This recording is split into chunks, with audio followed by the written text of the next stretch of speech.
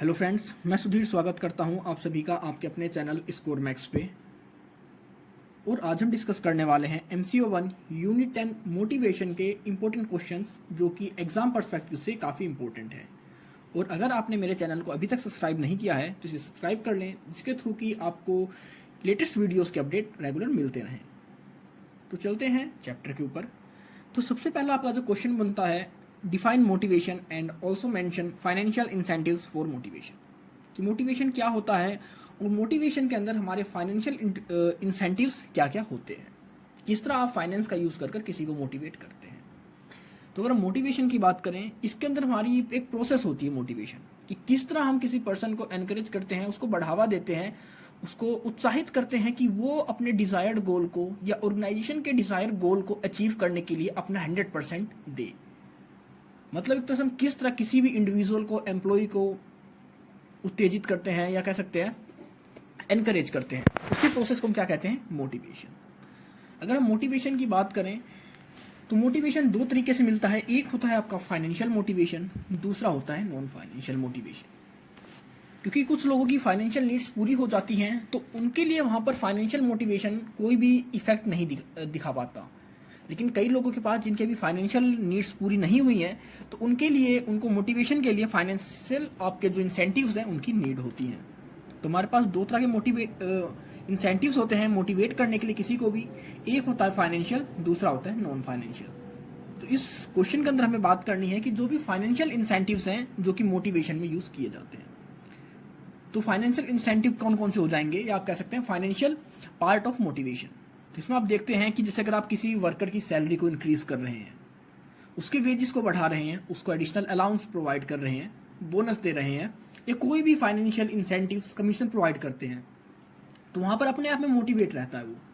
हाँ, उसे पता है कि अगर वो ज़्यादा काम करेगा तो उसे ज़्यादा कमीशन मिलेगा। मतलब उसकी आपने एक सेल्स फिक्स कर दी है कि अगर आप इस लेवल तक अपनी सेल्स को लेकर आओगे तो आपको इतनी फिक्स सैलरी मिलेगी। लेकिन अगर आप इस लेवल को क्रॉस करते हो तो आपको एडिशनल कमीशन भी मिलेगा आपकी सेल्स के ऊपर। वो हो सकता है आपका परसेंटेज वाइज हो या आपका स्लैब वाइज हो। आप ये भी कह सकते हो कि अगर वो काम अच्छे तरीके से कर रहे हैं, उनका परफॉर्मेंस अच्छा है और आप टाइम टाइम पर उनको जज करते हो, एक तरह से उनको मेजर भी किया जाता है कि उनका काम कितना अच्छा हो रहा है, कितना इम्प्रूव कर रहे हैं। अगर वो इम्प्रूव करते हैं तो हम उनकी सैलरीज को, वेजेस को बढ़ा सकते हैं।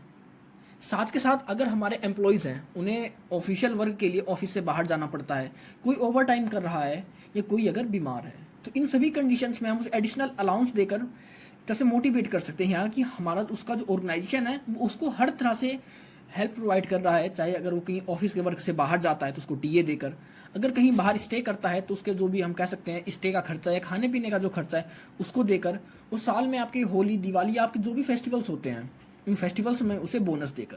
क्योंकि अगर हमारे जो भी कस्टमर्स कह सकते हैं एम्प्लॉयज़ हैं, वो खुश रहेंगे हमारी ऑर्गेनाइजेशन से, उन्हें लगेगा कि हाँ, जब ऑर्गेनाइजेशन उनकी सारी फाइनेंशियल नीड्स को पूरी कर रहा है, उनका ध्यान रखता है, तो वो भी कहीं ना कहीं अपना 100% उस ऑर्गेनाइजेशन को या उनके जो भी डिटरमाइन गोल हैं उनको अचीव करने में पूरी की पूरी कोशिश करेंगे। लेकिन हम ये भी नहीं कह सकते कि सिर्फ आपकी फाइनेंशियल मोटिवेशन या फाइनेंशियल इंसेंटिव ही हैं जो किसी एम्प्लॉय को कह सकते हैं मोटिवेट करते हैं।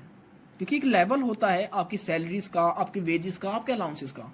जब आप उस पीक लेवल पर पहुंच जाते हैं तो आपको इन चीज़ों की जरूरत नहीं होती। फिर उसके बाद आपके कह सकते हैं जो नॉन फाइनेंशियल इंसेंटिव्स होते हैं वो आ जाते हैं। तो ये था आपका question, define motivation and also mention financial incentives for motivation. अब नेक्स्ट क्वेश्चन की बात करते हैं, mention the different forms of non financial incentives. अब नॉन फाइनेंशियल इंसेंटिव्स किस तरह होंगे किसी को मोटिवेट करने के लिए, क्योंकि इससे पहले हमने भी बात करी कि हम किस तरह फाइनेंशियल इंसेंटिव प्रोवाइड कर अपने एम्प्लॉयज़ को, अपने जो भी हमारे मैनेजर्स हैं, सबॉर्डिनेट्स हैं, सुपरवाइजर्स हैं, वो किस तरह मोटिवेट रख सकते हैं, मोटिवेट कर सकते हैं। लेकिन जब उनकी फाइनेंशियल नीड्स पूरी हो जाती हैं तो उसके बाद अब अगर वहाँ पर भी हम उन्हें फाइनेंशियल असिस्टेंस प्रोवाइड करें, फाइनेंस के थ्रू इंसेंटिव दें और सोचें कि वो मोटिवेट होंगे, तो वो उसके बाद मोटिवेट नहीं होंगे। उसके बाद उन्हें जो नॉन फाइनेंशियल इंसेंटिव्स होते हैं उनकी नीड्स होती हैं। अब नॉन फाइनेंशियल इंसेंटिव्स क्या होते हैं? हो सकता है आप किसी को प्रमोशन दे दें। प्रमोशन क्या है? हमने उसको एक तरह से सैलरी इंक्रीज नहीं करी है। अगर सैलरी इंक्रीज हुई भी है वो सिर्फ इस रीज़न से हुई है कि उसकी जो पोस्ट थी, उसकी जो कह सकते हैं एक डेजिग्नेशन था वो हमने इंक्रीज कर दिया।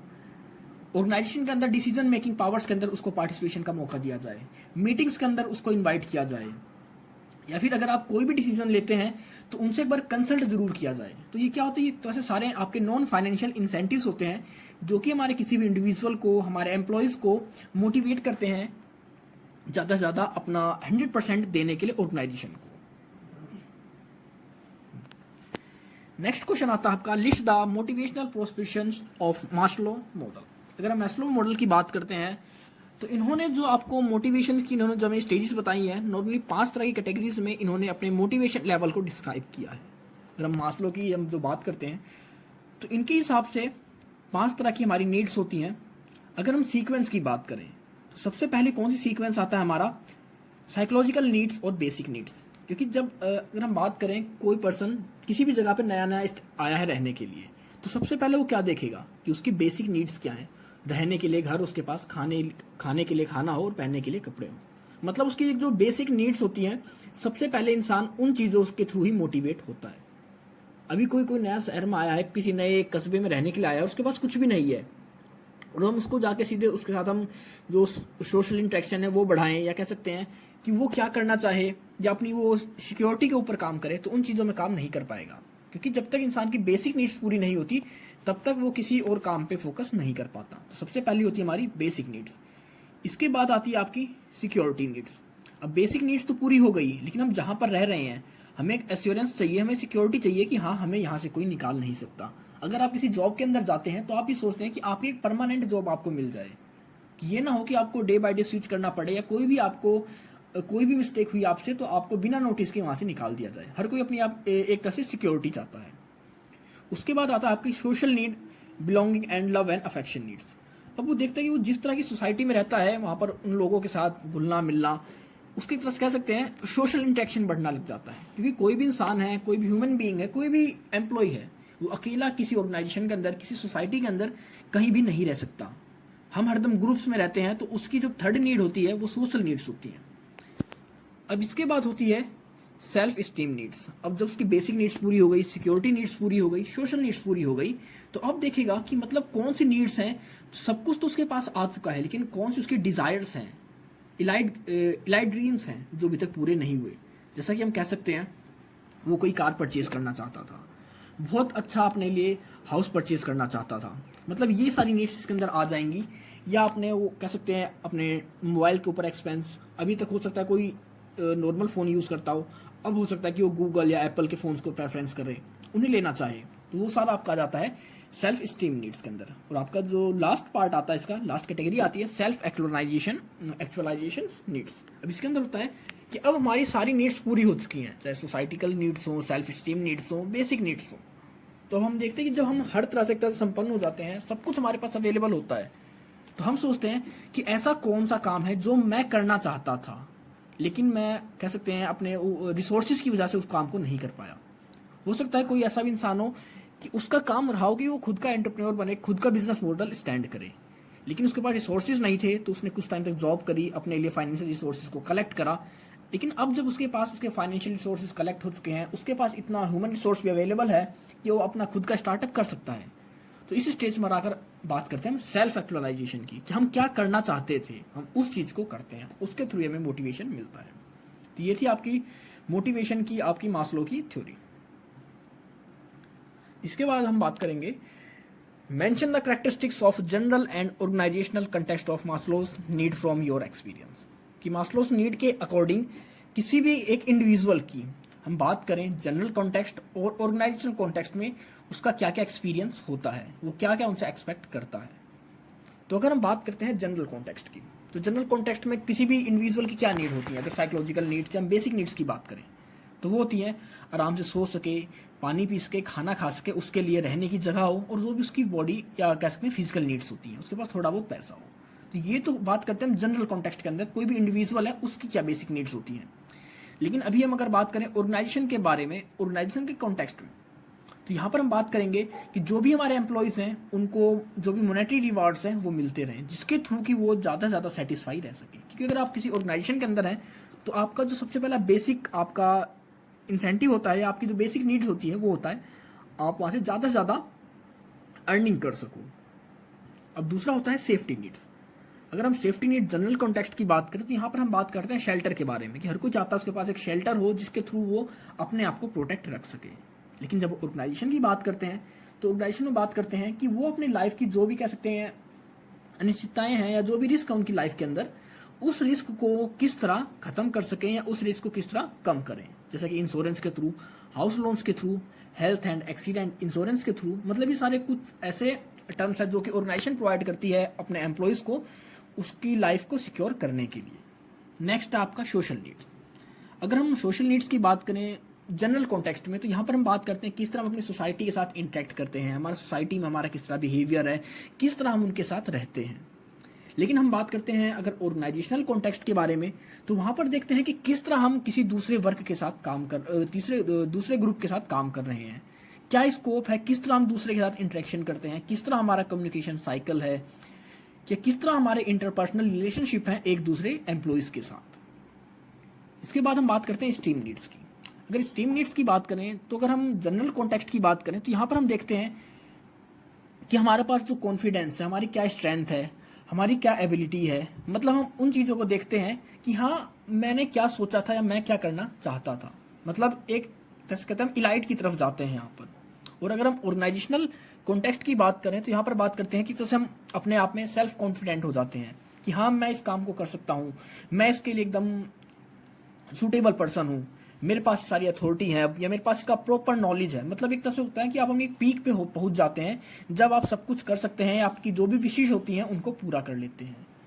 आपका जो लास्ट स्टेप आता है सेल्फ एक्चुअलाइजेशन नीड्स। इसके अंदर देखते हैं कि हम क्या चाहते थे या हम किसके लिए सूटेबल हैं। मतलब हर पर्सन से कुछ ना कुछ ड्रीम होते हैं उसकी लाइफ से रिलेटेड। हो सकता है कोई आर्किटेक्ट बनना चाहता हो तो कोई साइंटिस्ट बनना चाहता हो तो कोई डॉक्टर बनना चाहता हो। लेकिन जब हम बात करते हैं अगर उसके पास ह्यूमन रिसोर्सेज नहीं है, बेसिक नीड्स पूरी नहीं हो रही है, सेफ्टी नीड्स पूरी नहीं हो रही है, तो वो सेल्फ एक्चुअलाइजेशन नीड्स को पूरी नहीं कर पाता। तो यहाँ पर हम उसकी बात करते हैं जनरल कॉन्टेक्स्ट के अंदर। लेकिन जब हम बात करते हैं ऑर्गेनाइजेशनल के अंदर कि हम देखते हैं कि कोई भी अगर ऑर्गेनाइजेशन के अंदर काम कर रहा है तो वो देखेगा कि ऑर्गेनाइजेशन साइकिल क्या है। उसे पता है कि एक ना एक टाइम पर उसको एक पीक पर वो पहुंचेगा। वो one person to another person सबकी अलग होती है। आपके ऑर्गेनाइजेशन लाइफ हो सकता है कोई पर्सन बहुत जल्दी पीक पर पहुंच जाता है और कोई उसमें टाइम लेता है। तो यहाँ पर हम देखते हैं कि अब हम जिस चीज़ के लिए बने हम उस ऑर्गेनाइजेशन के अंदर उस चीज़ को करें। क्योंकि अगर आप किसी ऑर्गेनाइजेशन को ज्वाइन करते हो तो आप अपनी मर्जी से उसके अंदर वर्क को चूज नहीं करते। लेकिन हो सकता है आप एक तरह से कह सकते हैं कॉन्फिडेंट हो चुके हो, आप बहुत कुछ अचीव कर चुके हो उस ऑर्गेनाइजेशन के अंदर। तो अब आपके पास होता है कि हाँ अब मैं वही काम करूंगा जिसके लिए कि मेरा मन मानता है या जिस चीज़ को मैं करना चाहता था। तो ये होता है आपकी मास्लो की थ्योरी, जनरल कॉन्टेक्स्ट और ऑर्गेनाइजेशनल कॉन्टेक्स्ट। अब नेक्स्ट हम बात करेंगे list the motivational implications of theory X and theory Y. तो अगर हम शॉर्ट में बात करें थ्योरी एक्स होती क्या है, इसमें हम ट्रेडिशनल वे को फॉलो करते हैं मैनेजमेंट के लिए। इसमें यही सोचा जाता है कि आपके जो भी अगर कोई भी डिसीजन है, कोई भी कंट्रीब्यूशन है, तो सारा का सारा कह सकते हैं हायर अथॉरिटी या सीनियर लेवल या टॉप मैनेजमेंट का होता है। और अगर कोई भी डिसीजन, कोई भी कह सकते हैं रिस्पॉन्सिबिलिटी, मतलब कुछ भी काम अगर डिसाइड करना है, कोई डिसीजन लेना है, टॉप मैनेजमेंट लेगा, तो उसके अंदर जो लोअर मैनेजमेंट है वो अपना इतना कह सकते हैं इंटरेस्ट शो नहीं करेगा, ना ही वो उसके अंदर इतना मोटिवेट रहेगा कि वो उसके लिए अपना खुद से बहुत ज़्यादा एनकरेज अपने आप को बढ़ाए या मोटिवेट रहे। लेकिन अगर हम बात करते हैं थ्योरी वाई की, तो थ्योरी वाई के अंदर एक तरह से मॉडर्न थ्योरी है वर्क ऑर्गेनाइजेशनल वर्क की या किसी को मोटिवेट करने की। तो इसके अंदर बात करते हैं कि आपका जो कम्युनिकेशन चैनल होगा वो भी आपका इनफॉर्मल होगा। अगर ऑर्गेनाइजेशन के अंदर कोई डिसीजन लेना है या कुछ भी आप कोई नया प्लांट स्टार्ट कर रहे हो, कोई भी नया आपको सिलेक्शन करना है किसी भी चीज़ का, तो उसके अंदर टॉप लेवल से लेकर आपके लोअर लेवल तक जितने भी एम्प्लॉयज़ होते हैं हर किसी की एक तरह से एडवाइस ली जाती है। उन किसी को मौका दिया जाता है कि हाँ वो अपना कॉन्ट्रीब्यूशन उस डिसीजन के अंदर दे सके। ऐसा नहीं होता कि एकदम हमारे फॉर्मल की तरह होता, सब कुछ स्ट्रिक्ट है।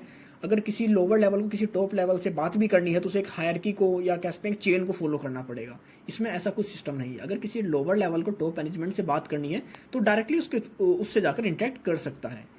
लेकिन अगर हम बात करते हैं थ्योरी एक्स की, तो वो एक तरह से प्रॉपर वे में कह सकते हैं ट्रेडिशनल थ्योरी है। सब कुछ फॉर्मल वे में उसमें काम होता है, चाहे आप डिसीजन मेकिंग हो, चाहे आपका कम्युनिकेशन हो, चाहे आप मोटिवेशन की बात करते हैं, या उसमें अगर आप कह सकते हैं ओवरऑल मैनेजमेंट का कोई भी प्रोसेस वो सब कुछ फॉर्मल वे में चलता है, और थ्योरी वाई के अंदर जो उनका प्रोसेस होता है मोटिवेशन का वो इनफॉर्मल वे में चलता है। अब हम इन तीनों के बीच में डिफ्रेंशिएट करेंगे theory X, theory Y, theory Z. अगर हम बात करें सिर्फ ऑर्गेनाइजेशनल स्ट्रक्चर के बारे में, तो हमारा थ्योरी एक्स का जो ऑर्गेनाइजेशनल स्ट्रक्चर होता है, मैंने अभी आपसे पहले ही बात करी कि पूरा एक तरह से ट्रेडिशनल या कॉन्वेंशनल आपकी अप्रोच यूज़ करते हैं। मतलब जो पहले के टाइम में यूज़ क्या करते हैं, जो पहले के इथिक्स थे कि ऑर्गेनाइजेशन को इस तरह होना चाहिए, सॉफ्ट होना चाहिए, स्ट्रांग होना चाहिए, फॉर्मल होना चाहिए, उसी तरह के रूल्स रेगुलेशंस को फॉलो करते हैं। लेकिन आपकी जो थ्योरी वाई है ये प्रॉपर वे में मॉडर्न अप्रोच के ऊपर बेस है, और आपकी जो थ्योरी जेड है ये आपकी बेस है ग्रुप पार्टिसिपेशन के ऊपर। नेक्स्ट अगर हम मैनेजमेंट की बात करें, थ्योरी एक्स के अंदर जो भी मैनेजमेंट होता है या जो भी आपके डिसीजन मेकर्स होते हैं वो सारे टॉप मैनेजमेंट या सुपीरियर्स होते हैं। लेकिन थ्योरी वाई के अंदर अगर हम बात करें तो इसके अंदर हर किसी का पार्टिसिपेशन होता है, चाहे वो आपके सबॉर्डिनेट्स हो या आपके कह सकते हैं जूनियर्स हो या सीनियर्स हो, हर किसी के सजेशंस लिए जाते हैं उनके डिसीजन को लेने के लिए। और अगर हम थ्योरी जेड की बात करें तो इसके अंदर भी यही होता है कि हर किसी का एक कलेक्टिव पार्टिसिपेशन होता है किसी भी डिसीजन को लेने के लिए। लेकिन इसमें क्या होता है, हर एक लेवल से हम कुछ कलेक्टिव पर्सन्स को ले लेते हैं, जैसे लोअर लेवल से एक ग्रुप को ले लिया, टॉप लेवल से एक ग्रुप को ले लिया और मिडल लेवल से एक ग्रुप को ले लिया। अगर हम मोटिवेशन की बात करते हैं तो थ्योरी एक्स के अंदर जो कमिटमेंट होता है गोल्स की तरफ बहुत कम होता है, क्योंकि ये सारे के सारे डिसीजन तो टॉप लेवल लेता है। तो अगर सारे डिसीजन टॉप लेवल ही लेगा तो कहीं ना कहीं आपका जो सुपीरियर्स हो, आपके जो जूनियर्स हैं या आपके जो सुपरवाइजर्स हैं वो इतने मोटिवेट नहीं होते अपने गोल्स की तरफ, क्योंकि अगर वो खुद उस डिसीजन को लेंगे उसके अंदर उनका खुद का पार्टिसिपेशन होगा तो उस चीज़ को ज़्यादा कमिटमेंट प्रोवाइड करेंगे, वो ज़्यादा कमिट करेंगे अपने गोल्स के लिए। और अगर हम थ्योरी वाई के अंदर बात करें तो यहाँ पर जो कमिटमेंट रेट होता है टूवर्ड्स गोल वो बहुत ज़्यादा हाई होता है। उसके साथ ही अगर हम थ्योरी जेड की बात करें तो यहाँ पर भी आपका जो ग्रुप मोटिवेशन होता है वो होता है आपके गोल की तरफ। मतलब यहाँ पर इंडिविजुअल की तरह बात नहीं करते थ्योरी जेड के अंदर, ये कंप्लीट ग्रुप की तरह रिएक्ट करते हैं, ग्रुप की तरह काम करते हैं अपने गोल्स को अचीव करने के लिए। अगर आप कंट्रोल की बात करें तो थ्योरी एक्स के अंदर आपका जो प्रॉपर कंट्रोल होता है, रूल रेगुलेशन होता है, वो सब कुछ फॉर्मल होता है। अगर थ्योरी वाई की बात करें तो इसके अंदर इनफॉर्मल होता है। और अगर हम थ्योरी जेड के बारे में बात करें तो इसके अंदर भी आपका जो कंट्रोल होता है वो इनफॉर्मल होता है, और देखते हैं कि आपकी जो परफॉर्मेंस है वो क्वालिटी को बनाए रखे। ये ना हो कि अगर इनफॉर्मल वे में आप किसी चीज़ को कंट्रोल कर रहे हैं तो वहाँ पर आप उसकी क्वालिटी के साथ कॉम्प्रोमाइज़ करें। अब अगर हम लीडरशिप स्टाइल्स की बात करें तो थ्योरी एक्स के अंदर हम बात करते हैं इंडिविजुअल के बारे में, कि कोई इंडिविजुअल किस तरह काम कर रहा है उसको इस तरह हम जज करते हैं। और अगर हम थ्योरी वाई के बारे में बात करें तो यहाँ पर बात करी जाती है कि आपकी ग्रुप एक्टिविटी किस तरह चल रही है, आप ग्रुप में एक साथ किस तरह काम कर रहे हो, आपका जो लीडरशिप है वो आपके ग्रुप से देखा जाएगा। और अगर हम बात करें थ्योरी जेड की, थ्योरी जेड के अंदर हम देखते हैं कि कोई भी स्पेसिफिक लीडर नहीं होता, उनको एक रोटेशन पे काम करते हैं वो, कि हो सकता है आज ग्रुप ए लीडर है तो कल ग्रुप बी लीडर होएगा या उसके next time group C leader होएगा। तो इस तरह इनके अंदर लीडरशिप स्टाइल्स होती हैं। नेक्स्ट आता है आपका डिसीजन मेकिंग। अब जैसे थ्योरी एक्स आपकी जो फॉर्मल वे में चलती है तो यहाँ पर जो भी डिसीजन होते हैं वो सारे सुपीरियर्स के थ्रू ही लिए जाते हैं। लेकिन थ्योरी वाई की बात करें तो यहाँ पर जो भी डिसीजंस होते हैं वो कलेक्टिवली लिए जाते हैं ग्रुप्स की एडवाइस से, उनके सजेशंस के थ्रू। और यही काम आपका थ्योरी जेड भी करती है। मतलब यहाँ पर जो भी डिसीजन लिए जाते हैं ग्रुप्स की एडवाइस के बाद, उनके सजेशंस के बाद ही उनको लिया जाता है। और अगर हम कम्युनिकेशन की बात करें तो थ्योरी एक्स के अंदर उन्हें एक सीक्वेंस को फॉलो करना पड़ता है, मतलब एक हायरकी को फॉलो करना पड़ता है, हायरकियल स्ट्रक्चर होता है कम्युनिकेशन का। लेकिन अगर हम थ्योरी वाई की बात करें तो इसके अंदर कोई भी किसी से भी बात कर सकता है, मतलब इनके अंदर जो एक इनफॉर्मल वे ऑफ कम्युनिकेशन होता है वो होता है। और अगर हम थ्योरी जेड की बात करें तो ये बात करते हैं कि ग्रुप में, और इनके अंदर ना तो कोई सीनियर होता है ना ही कोई जूनियर होता है। तो मतलब आपने देखा कि किस तरह वाई और जेड जो है ये इनफॉर्मल वे की तरफ बढ़ रही हैं, और आपकी जो थ्योरी एक्स थी ये टोटली आपकी कन्वेंशनल अप्रोच पर बेस्ड है। नेक्स्ट क्वेश्चन आता है आपका difference between Maslow theory and Herzberg theory. मतलब इन दोनों थ्योरीज के अंदर क्या डिफरेंस है। वैसे भी इस चैप्टर के अंदर आपके कई डिफरेंस आ चुके हैं, तो इन सभी डिफरेंस को आप अच्छे से याद कर लेना, समझ लेना। हो सकता है एग्जाम में एज इट इज़ ये डिफरेंस आपको देखने को मिल जाए। तो सबसे पहले अगर हम नेचर की बात करें तो जो मास्लो थ्योरी है वो प्रॉपर वे में डिस्क्रिप्टिव है, मतलब सब कुछ उसने अपने आप से एक्सप्लेन कर रखा है। लेकिन जब हम बात करते हैं हर्ट्जबर्ग थ्योरी की तो वो अपने आप में एक तरह से अनुमान के ऊपर चलती है, असम्पशंस के ऊपर चलती है, एक तरह से प्रिस्क्रिप्टिव नेचर की थ्योरी है वो। अगर हम इसके अंदर नीड्स की बात करते हैं तो हमारी जो मास्लो थ्योरी है वो हर तरह की नीड्स उसके अंदर एक सीक्वेंस में फॉलो करती है। पहले हमारी बेसिक नीड्स, फिर हमारी कह सकते हैं सिक्योरिटी नीड्स, फिर social needs, self esteem needs, उसके बाद हमारी सेल्फ एक्सप्लाइटेशन नीड्स। लेकिन हर्ट्जबर्ग थ्योरी के अंदर ऐसा कोई भी सीक्वेंस फॉलो नहीं करते वो। अगर हम क्लासिफिकेशन की बात करें तो हमारी जो मास्लो थ्योरी है इसके अंदर हर तरह के ऑर्डर को अलग अलग क्लासीफाई किया गया है, lower order, higher order, middle order. लेकिन अगर हम बात करते हैं हर्ट्जबर्ग थ्योरी की तो इसके अंदर जो बेस है किसी को भी क्लासीफाई करने का, वो बेस आपका हाइजीन एंड मोटिवेटर्स के हिसाब से, कौन कितना हाइजीन रहता है, कौन कितना मोटिवेट है, उसके हिसाब से ही यहाँ पर उनको डिवाइड किया गया है, क्लासीफाई किया गया है। अगर हम रिलेशनशिप की बात करते हैं तो due to unsatisfied needs it cause behaviour and behaviour leads to performance. अगर हम बात करते हैं रिलेशनशिप के बारे में तो जो भी इंसान अगर सेटिस्फाई नहीं है अपनी नीड्स के थ्रू तो कहीं ना कहीं उसका इफेक्ट उसकी परफॉर्मेंस पर भी दिखता है। तो यहाँ पर देखते हैं कि अगर कोई मोटिवेट है तो अच्छा काम करेगा, अगर मोटिवेट नहीं है तो उसका इफेक्ट उसकी परफॉर्मेंस पर भी दिखेगा। और अगर हम दूसरी थ्योरी के अंदर बात करते हैं, हर्ट्जबर्ग थ्योरी के अंदर बात करते हैं, तो यहाँ पर सिर्फ ये बोला गया है कि अगर आपकी नीड सेटिस्फाई है तो आप हरदम ही पॉजिटिव रिस्पॉन्स प्रोवाइड करोगे। लेकिन रिस्पॉन्स आपके नेगेटिव भी हो सकते हैं मास्लो थ्योरी के अकॉर्डिंग, बट अगर हम हर्ट्जबर्ग थ्योरी की बात करें तो यहाँ पर हरदम पॉजिटिव रिस्पॉन्स ही देगा एम्प्लॉय अगर उसकी नीड्स पूरी हैं। मोटिवेशन की बात करें तो मोटिवेशन होता क्या है, कि मोटिवेशन होता क्या है कि किस तरह हम अपने एम्प्लॉयज़ को एनकरेज करते हैं। तो मास्लो थ्योरी के अंदर उन्होंने स्टेज में उसको डिवाइड किया है, बहुत सारे फैक्टर्स उन्होंने दिखाए हैं अपने एम्प्लॉयज़ को मोटिवेट करने के लिए। बेसिक फैक्टर्स, सिक्योरिटी फैक्टर्स, या उसकी सोशल नीड्स, या उसकी सेल्फ स्टीम नीड्स, बहुत सारे फैक्टर हैं यहाँ पर। लेकिन अगर हम बात करते हैं हर्ट्जबर्ग थ्योरी की तो इसके अंदर इनका जो भी मोटिवेशन लेवल है वो बहुत ज़्यादा हाई ऑर्डर पर होता है, उनकी जो नीड्स होती हैं मोटिवेशन की वो भी बहुत ज़्यादा हाई होती हैं। अगर हम फाइनेंशियल की बात करते हैं तो मास्लो थ्योरी के अंदर हम फाइनेंस के थ्रू भी उन्हें मोटिवेट कर सकते हैं। लेकिन अगर हम बात करते हैं हर्ट्जबर्ग थ्योरी के अंदर तो उसके अंदर हम देखते हैं कि जो फाइनेंस होता है उसका कोई इतना खासा बेनिफिट नहीं देखा जाता एम्प्लॉयज़ को मोटिवेट करने के लिए। अगर हम इसकी अप्लीकेबिलिटी की बात करते हैं, कहाँ कहाँ अप्लाई होती है, तो अगर हम मास्लो थ्योरी की बात करें तो ये माइक्रोव्यू के अंदर हर जगह अप्लाई होती है आपके जनरल मोटिवेशन के लिए, अगर हम एक छोटे लेवल पर देखते हैं। लेकिन अगर हम किसी चीज़ को ऑर्गेनाइज को बहुत बड़े लेवल पर देखते हैं, मैक्रो लेवल पर देखते हैं, तो वहाँ पर हमारी कौन सी थ्योरी अप्लाई होती है मोटिवेशन की, हर्ट्जबर्ग की थ्योरी की, जो भी आपकी टू फैक्टर्स या कह सकते हैं टू फैक्टर थ्योरी है वही अप्लाई होती है। अगर आपका रेलिवेंस की बात करें तो आपकी जो मास्लो थ्योरी है एक तरह से ऑल इंडिविजुअल्स के लिए अप्लाई होती है, लेकिन आपकी जो हर्ट्जबर्ग थ्योरी है वो एक तरह से रेलिवेंट है वाइट कॉलर्स और प्रोफेशनल्स के लिए। तो ये कुछ डिफरेंस थे हमारे मास्लो थ्योरी और हर्ट्जबर्ग टू फैक्टर्स थ्योरी के। नेक्स्ट आपका critically evaluate the need for achievement theory of motivation. तो सबसे पहले अगर हम इस थ्योरी की बात करें तो इस थ्योरी का एक और नाम है थ्री नीड्स थ्योरी। इसका रीज़न क्या है थ्री नीड्स थ्योरी का, कि इसके अंदर हम किस तरह किसी भी एम्प्लॉयज़ को मोटिवेट करते हैं उसकी तीन नीड्स के थ्रू। तो तीन नीड कौन कौन सी है? सबसे पहली जो नीड होती है किसी भी एम्प्लॉयज़ की, नीड फॉर अचीवमेंट, दूसरी होती है नीड फॉर पावर, और तीसरी होती है नीड फॉर एप्रिसिएशन। अब नीड फॉर अचीवमेंट में क्या होता है, मतलब वो कुछ ऐसा करना चाहता है जो कि किसी और ने ना किया हो, दूसरों से हटकर किसी काम को करना, किसी गोल को अचीव करना, तो वो कहलाता है उसका कि हाँ अब उसने कुछ ना कुछ अचीव करा है जो कोई और उस ऑर्गेनाइजेशन के अंदर नहीं कर पाया था। तो जब भी कोई एम्प्लॉयज ऐसा कोई काम कर लेता है, कुछ ऐसा अचीव कर लेता है अपने किसी डिज़ायर को, अपने गोल को, जो कि वो दूसरों से हटके था, तो कहीं ना कहीं जो उसकी पहली स्टेज होती है नीड फॉर अचीवमेंट की, उस चीज़ को वो गेन कर लेता है और यहाँ से उसका जो मोटिवेशनल लेवल होता है वो एकदम से इंक्रीज हो जाता है। अब इसके बाद देखता है कि वो नीड फॉर पावर। अगर आप किसी भी ऑर्गेनाइजेशन के अंदर है, आपने कुछ ऐसा काम किया कि जो दूसरों से अलग था और वो ऑर्गेनाइजेशन के लिए अच्छा था, तो वहाँ से आपको कुछ ना कुछ पावर्स मिल जाती हैं, कुछ ना कुछ आपको कहते हैं रिस्पॉन्सिबिलिटीज़ मिल जाती हैं उस ऑर्गेनाइजेशन में अपने पार्टिसिपेशन को बढ़ाने के लिए।